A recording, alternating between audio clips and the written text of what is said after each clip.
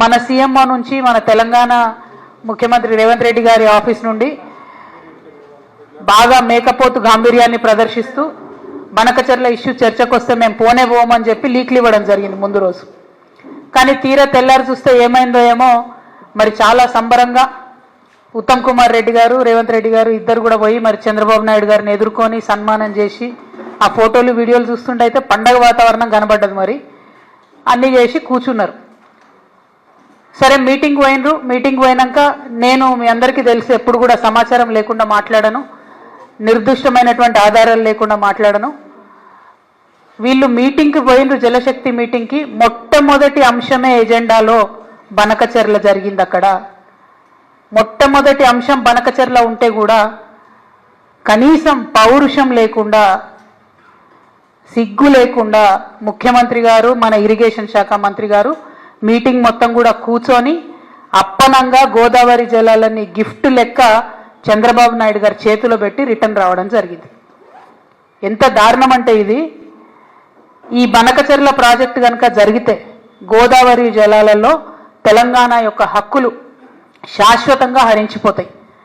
ఈ విషయం తెలుసు, ముఖ్యమంత్రి గారికి తెలుసు, ఉత్తమ్ కుమార్ రెడ్డి గారికి తెలుసు.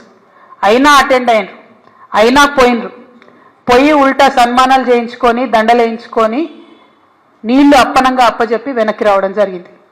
నిజంగా ఎంత బాధ అనిపించిందంటే ఆడ చంద్రబాబు నాయుడు గారు సన్మానం చేస్తుంటే ముఖ్యమంత్రి గారి ముఖం ఆనందంతో వెలిగిపోతున్నది.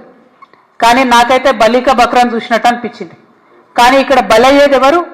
తెలంగాణ ప్రజలు. తెలంగాణ ప్రజల యొక్క హక్కులు, గోదావరి నదీ జలాల్లో శాశ్వతంగా హక్కులు కోల్పోతాం. ఇది వాస్తవం, ఇది జరిగింది అక్కడ. ఎందుకంటే ప్రెస్ ఇన్ఫర్మేషన్ బ్యూరో తెలుగులో ఒక ప్రెస్ నోట్ ఇచ్చింది, ఇంగ్లీష్లో ఒక ప్రెస్ నోట్ ఇచ్చింది. మరి వాళ్ళు పర్టికులర్గా చెప్పడం జరిగింది, ఎజెండాలో బనకచెర్ల ఇష్యూ చర్చించినాం, పవర్ పాయింట్ ప్రజెంటేషన్ కూడా ఇచ్చినాం అన్నటువంటి అంశం ప్రెస్ ఇన్ఫర్మేషన్ బ్యూరో చెప్పడం జరిగింది. బయటకు వచ్చి ప్రెస్ మీట్ పెట్టి దారుణంగా మన ముఖ్యమంత్రి గారు బుకాయిస్తున్నాడు, ఆయన బొంకుతున్నాడు. అరే జరగనే లేదు, వాళ్ళు అడిగితే కదా మేము కట్టేది. ఎంత దారుణం ఇది! ఇంత సిగ్గులేనితనం ఉంటుందా? ఇంత ఘోరం ఉంటుందా? ఇంత అన్యాయం ఉంటుందా? జరిగింది వాస్తవంగా. అక్కడ అంతమంది సీనియర్ ఆంధ్ర ఇంజనీర్లు ఉన్నారు, ఇక్కడ సీనియర్ తెలంగాణ ఇంజనీర్లు ఉన్నారు. జరుగుతున్నటువంటి నష్టమేంది, మీరు ప్రదర్శిస్తున్నటువంటి వైఖరేంది? ఇంత నాన్ సీరియస్గా ఉండేటటువంటి ముఖ్యమంత్రికి నిజంగా మన రాష్ట్రాన్ని పరిపాలన చేసే హక్కే లేదు. ముఖ్యమంత్రి గారు తక్షణమే రాజీనామా చేయాలని ఈ సందర్భంగా నేను డిమాండ్ చేస్తూ ఉన్నాను.